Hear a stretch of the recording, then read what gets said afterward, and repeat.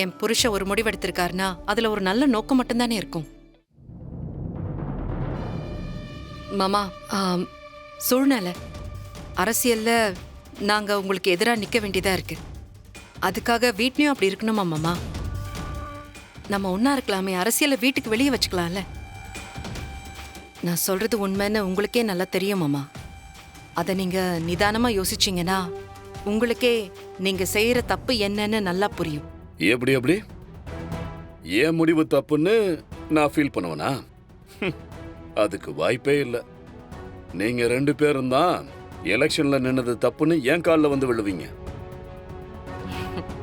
கண்டிப்பா விழுவேன் மாமா. ஆனா நான் பண்ணது தப்பு, என்னை மன்னிச்சிருங்கன்னு சொல்லி காலில் விழ மாட்டேன். நாங்க ஜெயிச்சிட்டோம், ஆசீர்வாதம் பண்ணுங்க அப்படின்னு சொல்லிட்டு தான் காலில் விழுவேன். எனக்கா பிரச்சாரம் எல்லாம் முடிஞ்சிருச்சா? முடிஞ்சது. இப்பதான் வீட்டுக்கு வந்தோம். நானும் டிவில சோசியல் மீடியால எல்லாம் நடக்கிற எல்லா பிரச்சனையும் பார்த்துக்கிட்டு தான்க்கா இருக்கேன். இல்ல ஏங்கா உன் மாமனார் இந்த அளவுக்கு இறங்கி பேசுறாரு? அரசியல்னா அப்படிதானே அஞ்சலி. விடு, பேசிட்டு போறார், விடு. அக்கா, இந்த மாதிரி பேச்சுக்கெல்லாம் பதிலுக்கு பதில் திருப்பி கொடுத்தே ஆகணும்க்கா. இல்ல நீயே சைலண்டா இருக்க. அவங்க பேசுறதுக்கு ஒரு கவுண்டர் கூட கொடுக்க மாட்டேங்கிற. வெற்றி மாமா தான் உன் கூட இருக்கார்ல, அப்புறம் என்னக்கா? அஞ்சலி, அவர் அப்படி பேசுறாருன்னா நாமளும் அப்படி பேசணுமா? நாமெல்லாம் ஒரே குடும்பம்.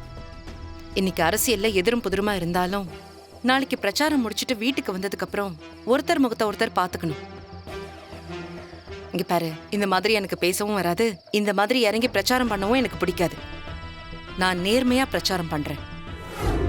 என்னடா 2-3 நாளா பிரச்சாரம் பண்றாங்க, ஆனா மத்தவங்க மாதிரி ஒரு சூட்டையும் காணுமேனு நீங்க யோசிக்கிறது எனக்கு தெரியும்.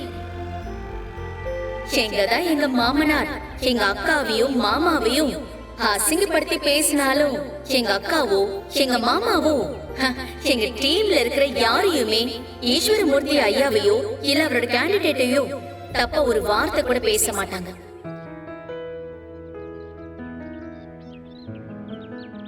ஏன்னா எலெக்ஷன் இன்னைக்கு நடக்கும், நாளைக்கு முடிஞ்சிடும்.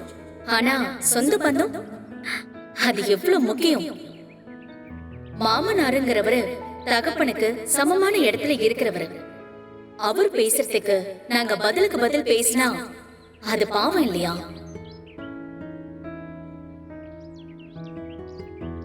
எங்க மாமனார் மேல எங்க அக்கா ரொம்ப மரியாதை வச்சிருக்காங்க. அவர் எங்களுக்கு எவ்வளவு திட்டினாலும் அது எங்களுக்கு பூஸ்ட் தான். நாங்க மத்தவங்கள மாதிரி மட்டமா பேசி ஓட்டெல்லாம் கேட்க மாட்டோம். எங்க அக்கா ஜெயிச்சு வந்ததுக்கு அப்புறம் அவங்க செய்ய போற சாதனைகளை சொல்லிதான் ஓட்டு கேட்போம். இப்போ உங்களுக்காக எங்க அக்கா செய்ய போற சாதனையை பத்தி பேசுவாங்க. அக்கா, அந்த பக்கம் போவேனா? இந்த பக்கம் போ, பக்கத்தெருவுக்கு போலாம். என்ன மாமா, இவங்களுக்கு பயந்துட்டு நம்மள போக சொல்றீங்களா? பயம்லாம் ஒண்ணும் இல்லம்மா. இவங்களுக்கு சரிசமமா நம்ம போய் நிக்கணுமா அங்க? அது நமக்கு தான் கேவலம். ஏன் மாமா, நம்ம ஆளுங்கட்சியில நிக்கிறோம், இவங்க சுயேட்சையா நின்னுக்கிட்டு என்னென்னமோ வாக்குறுதியெல்லாம் கொடுக்கறா. இதெல்லாம் சாத்தியமா மாமா? வாய்ப்பே இல்லம்மா, சும்மா அள்ளி விடுறது தானே. இதெல்லாம் நம்பிலாம் மக்கள் ஓட்டு போட மாட்டாங்கம்மா. வண்டி எடு, பக்கத்தெருவுக்கு போலாம். எல்லாம் இந்த பக்கம் போலாம் வாங்க.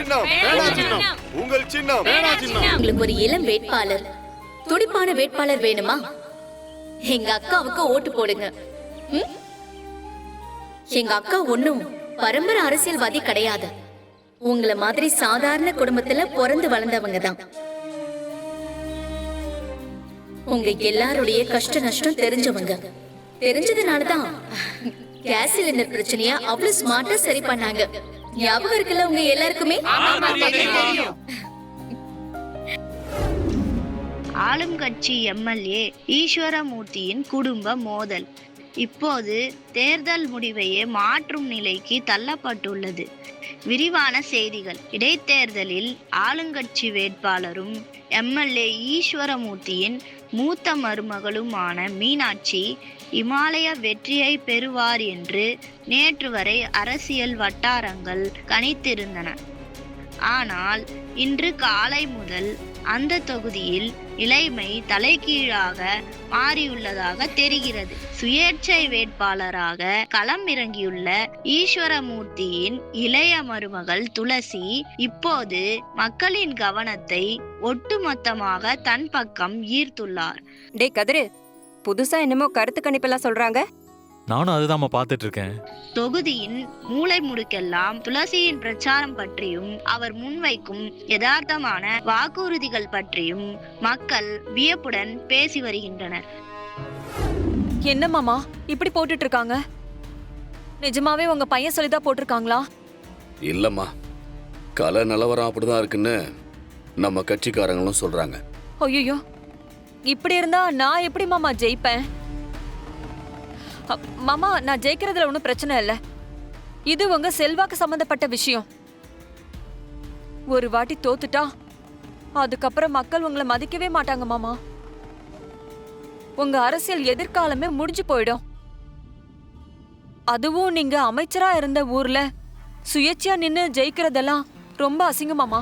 மீனாட்சி, நீ அரசியலுக்கு புதுசுமா, அதனால பயப்படுற. நான் இந்த அரசியல்ல புலி, சிங்கம், நரி, யானைன்னு எல்லாத்தையும் பார்த்துட்டு தான் வந்திருக்கேன். யாரை எப்படி சமாளிக்கிறதுன்னு எனக்கு நல்லா தெரியும். நோ, அப்படின்னு அஞ்சலிக்கு முன்னாடி சொல்ல முடியாத ஒரு விஷயம். பலான மேட்ரா? டே இல்லடா, அப்படியெல்லாம் ஒன்றும் இல்லை. குடிநீர் திட்டம். என்ன குடிநீர் திட்டமா? ஓ, சிலாக்கி. ஆமா. ஐய, பழைய அரசியல இருக்குதே. இந்த காட்டர் பாட்டில் கொடுக்கறது, பிரியாணி கொடுக்குறதுன்னா இந்த மாதிரிலாம் அசிங்கமாக பண்ணிருக்காரு அவரு. 3 லோடு சரக்கு ஆர்டர் பண்ணியிருக்காரு. அது சீக்கிரம் வந்துடும். அது மட்டும் கிடையாது, பணமும் கோடிக்கணக்கில் ஏற்பாடு பண்ணியிருக்காரு.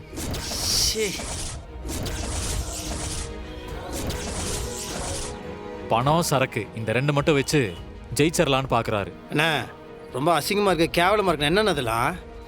என்னன்னா அதெல்லாம்? டே, இந்த அரசியல்லாம் உனக்கு தெரியாதா?